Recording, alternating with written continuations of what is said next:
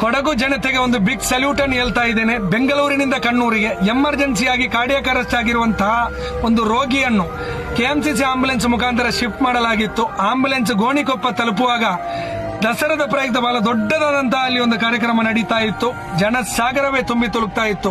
ಬದಲಿ ಮಾರ್ಗವಾಗಿ ವೆಹಿಕಲ್ಗಳನ್ನು ಬಿಡ್ತಾ ಇದ್ರು. ಆಂಬುಲೆನ್ಸಿನ ಸೈರನ್ ಕೇಳಿದ ತಕ್ಷಣ ಅಲ್ಲಿಯ ಸಾರ್ವಜನಿಕರು ಓಡೋಡಿ ಬಂದು ಪೊಲೀಸರ ಗೇಟ್ ಅನ್ನು ತೆರವುಗೊಳಿಸಿ 2 ಕಿಲೋಮೀಟರ್ ಗಟ್ಟಲೆ ಜನಸಾಗರ ತುಂಬಿ ತುಳುಕ್ತಾ ಇದ್ರೂ ಕೂಡ ಆಂಬುಲೆನ್ಸ್ಗೆ ಸಾರ್ವಜನಿಕರು ಬದಿಗೆ ಸರಿದು ಆಂಬುಲೆನ್ಸ್ಗೆ ಸುಗಮ ಸಂಚಾರಕ್ಕೆ ಅನುವು ಮಾಡಿಕೊಟ್ರು. 1 ನಿಮಿಷವೂ ಕೂಡ ಸಮಯ ವ್ಯರ್ಥ ಮಾಡಿಲ್ಲ. ಆಂಬುಲೆನ್ಸು ರೋಗಿಯನ್ನು ಸೇಫ್ ಆಗಿ ಹಾಸ್ಪಿಟಲ್ಗೆ ತಲುಪಿದೆ. ಇತ್ತೀಚಿನ ದಿನಗಳಲ್ಲಿ ಆಂಬುಲೆನ್ಸ್ಗೆ ದಾರಿ ಬಿಟ್ಟು ಕೊಡದಂತಹ ಅದೆಷ್ಟೋ ಪ್ರಕರಣಗಳನ್ನು ನಾವು ಕಂಡಿದ್ದೇವೆ, ಎಷ್ಟೋ ವಿಡಿಯೋಗಳನ್ನು ನಾವು ನೋಡಿದ್ದೇವೆ. ಅಂತವರಿಗೆ ಇದೊಂದು ಪಾಠವಾಗಬೇಕು ಈ ವಿಡಿಯೋ. ಕೊಡಗಿನ ಜನತೆಗೆ ನಾನು ಎಷ್ಟು ಧನ್ಯವಾದ ಹೇಳಿದರೂ ಕೂಡ ಸಾಕಾಗಲ್ಲ.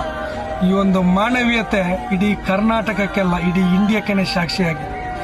ಒಂದು ಎಮರ್ಜೆನ್ಸಿ ಹೋಗುವಂತಹ ಒಂದು ಆಂಬುಲೆನ್ಸಿಗೆ ನಿಮ್ಮ ಅಷ್ಟು ದೊಡ್ಡ ಒಂದು ದಸರಾದ ಒಂದು ಕಾರ್ಯಕ್ರಮವಾದರೂ ಕೂಡ ಜನಸಾಗರ ತುಂಬಿ ತುಳುಕ್ತಾ ಇದ್ರೂ ಕೂಡ ನೀವು ಅದನ್ನು ಯಾವುದನ್ನು ಕೂಡ ಲೆಕ್ಕಿಸದೆ ಆಂಬುಲೆನ್ಸ್ ಅಲ್ಲಿ ಒಂದು ರೋಗಿ ಇದೆ, ನರಳಾಡ್ತಾ ಇದೆ ಅಂತ ಹೇಳಿ ಮನಸ್ಸಲ್ಲಿ ಇಟ್ಟುಬಿಟ್ಟು ನೀವು ಬದಿಗೆ ಸರಿದು ನಿಮ್ಮ ಕಾರ್ಯಕ್ರಮವನ್ನು ಬಿಟ್ಟು ಬದಿಗೆ ಸರಿದು ನೀವು ಆಂಬುಲೆನ್ಸ್ಗೆ ಒಂದು ಮಾನವೀಯತೆಯ ದೃಷ್ಟಿಯಿಂದ ಇವತ್ತು ದಾರಿ ಬಿಟ್ಟು ಕೊಟ್ಟಿದ್ದೀರಾ.